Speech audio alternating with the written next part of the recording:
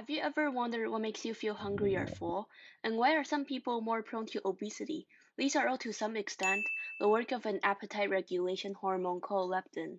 Leptin is a hormone released by the white adipose tissue and helps maintain your normal weight on a long-term basis. White adipose tissue, also known as body fat, is the main type of fat in your body located beneath your skin and around your internal organs. Leptin is made in the white adipose tissues, released into the bloodstream, and then bound to receptors in the hypothalamus, which is the region of the brain that controls appetite and ultimately induces or inhibits hunger. Now imagine a person's weight is at its set point, so his food intake equals energy expenditure, and his body makes a particular amount of leptin.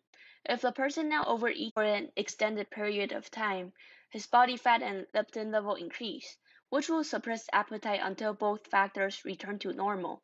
Conversely, if the person now loses weight after dieting, his leptin level would fall along with body fat, which provides a stimulus to eat more until his weight returns to a set point.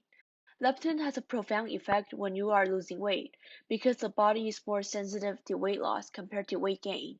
Since body fat is directly proportional to the level of leptin in your blood, the less body fat you have, the less leptin you have, which signals your body to think that it is starving and stimulates appetite.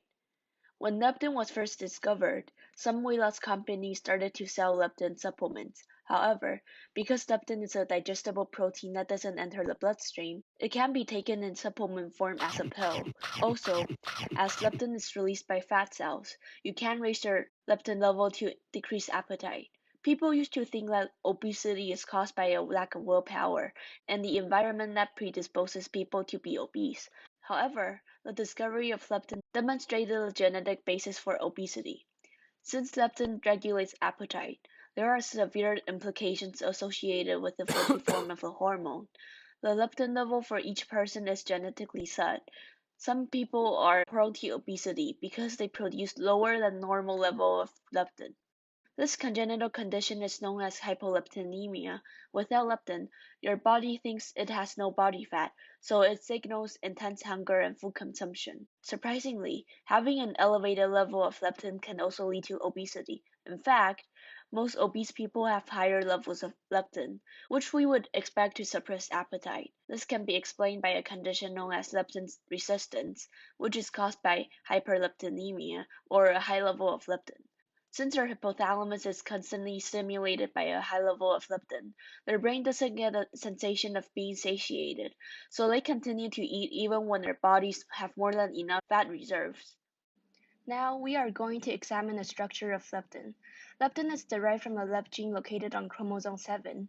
Leptin is a 146 residue protein, which forms a 4 alpha helices bundle containing helices A, B, C, and D.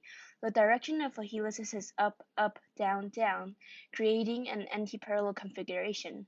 A protein is a tightly bound bundle due to its amphipathic helices, meaning it contains both hydrophobic and hydrophilic residues. I color the hydrophobic residues in red and hydrophilic residues in blue. We can see that the protein is half hydrophobic and half hydrophilic. When visualizing a protein in CPK space-filling scheme, we can see that the hydrophobic residues are localized in the center of the protein, surrounded by the hydrophilic residues. Other than the 4 helices that are forming the bundle, the structure also comprises another helix called helix E. Helix E has a sharp bend in the bundle between the 2 glycine residues colored in green, which allows close packing within the helical bundle thanks to the flexible nature of glycine. The helix bundle of leptin is kept together due to a disulfide bridge between the 2 cysteine residues colored in orange. Without this linkage, the protein will no longer properly fold and be active. The function of leptin is highly conserved because the preservation of secondary and tertiary structures allow the formation of disulfide bridges, which is necessary for the normal processing and secretion of leptin. So, next time when you're feeling satiated after a meal, remember to thank leptin for keeping your appetite in check.